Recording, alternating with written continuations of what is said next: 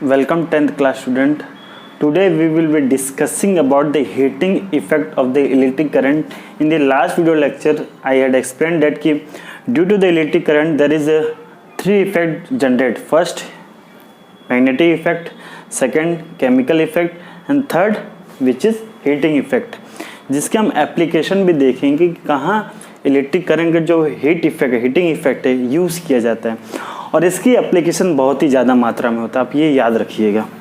तो हम स्टार्ट करते हैं कि heating effect of electric current होता क्या है। तो आपने ये पढ़ा था कि रेजिस्टर्स या फिर रेजिस्टेंस क्या होता है कि मान लीजिए कंडक्टर की प्रॉपर्टी होता है कि इलेक्ट्रिक करंट को फ्लो नहीं होने देना। अब जब कभी भी इलेक्ट्रिक करंट फ्लो नहीं होंगे तो कहीं ना कहीं किसी फॉर्म में तो वो इलेक्ट्रिकल एनर्जी कन्वर्ट होगा, यस और नो। तो उसका यूज़ यहाँ पे हम समझने वाले कि आखिर वो इलेक्ट्रिकल एनर्जी जा कहाँ रहा है। जो एनर्जी हमें केमिकल एनर्जी हम सेल में से और बैटरी में से मिल रहा है वो कहाँ जा रहा है, पोटेंशियल डिफरेंस जो क्रिएट हुआ तो रेजिस्टर्स में आखिर कहाँ गया वो। तो उसको समझते हैं, हम स्टार्ट करते हैं एक डेफिनेशन के साथ कि when current flows through a resistor, जब कभी भी एक रजिस्टर से क्या फ्लो होता है, हमारे करंट फ्लो होते हैं, यस और नो।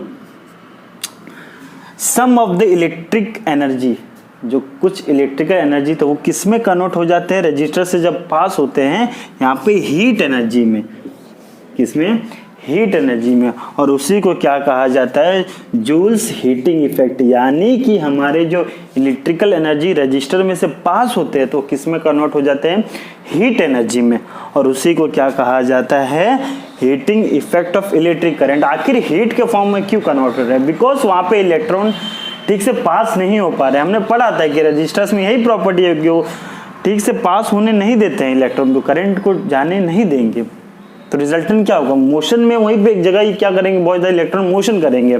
अब ज़्यादा मोशन करेंगे तो हीट जनरेट होगा, सीधी सी बात है। जैसे हम हैंड को क्या रब करते तो इसमें हीट बहुत ज़्यादा जनरेट होता है, वहीं पे जब इलेक्ट्रॉन मोशन में नहीं आए, बहुत ज़्यादा मोशन में होंगे वहाँ पे, तो क्या होगा, हीट जनरेट होगा।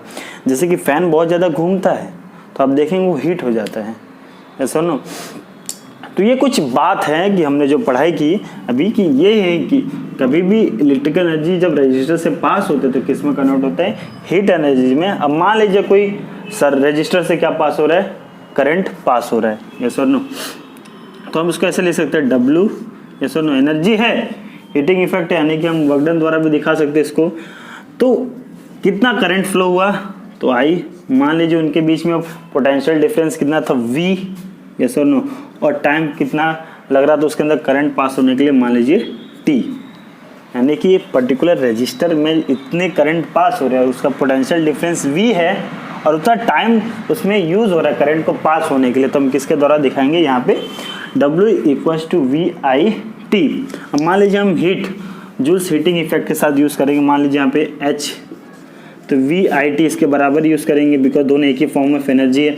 अब according to the Ohm's law हमने पढ़ा है कि पोटेंशियल डिफरेंस डायरेक्टली प्रोपोर्शनल होता है हमारे इलेक्ट्रिक करंट से। तो V = I/R, ये I था, ये T है, I/I² यस और नो।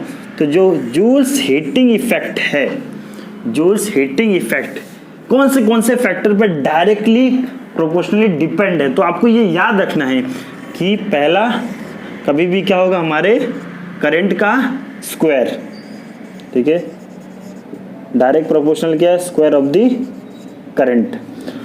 अब रेजिस्टेंस से भी क्या है, डायरेक्ट प्रोपोर्शन है, और टाइम से भी जितना ज़्यादा टाइम उतना ज़्यादा हीट जनरेट होगा। जितना ज़्यादा बहुत ज़्यादा करंट फ्लो होगा तो उससे भी क्या होगा, डायरेक्ट प्रोपोर्शनल उतना ज़्यादा हीट जनरेट होने वाला है। तो यही बात आपको याद रखना है कि जितना हीट प्रोडक्शन हो रहा है I² डायरेक्टली प्रोपोर्शनल है I², और आपके जितने उसके अंदर क्या है, रेजिस्टेंस है और आपके टाइम पीरियड, ठीक है। अब आपको याद रखना है कि इसके एप्लीकेशन कहाँ है, तो कहाँ इसकी हीटिंग इफेक्ट का यूज़ किया जाता है। तो इलेक्ट्रिक आयरन में, इलेक्ट्रिक हीटर में, इलेक्ट्रिक टोस्टर में, इन सब में इसका यूज़ किया जाता है। अब जिसमें से ये करंट फ्लो होने वाले हो ज़्यादातर हम क्या यूज़ करते हैं, एलॉय भी यूज़ करते हैं, ओके, एलॉय ज़्यादा यूज़ करते हैं, और निक्रोम होता है मेजरली, ठीक है। इनकी जो हीट को सहने की ताकत क्या होती है, बहुत ही ज़्यादा होती है। ठीक है, तो ये बात होगी कि heating effect of the electric current, आपको ये याद रखना है, इसकी एप्लीकेशन बहुत है और कौन से फैक्टर पे डिपेंड है। ओके, तो यहाँ पे हमने लिख दिया, तो आप फोकस करके इसको पढ़िए और माइंड से सोचिए। ठीक है, सो थैंक यू।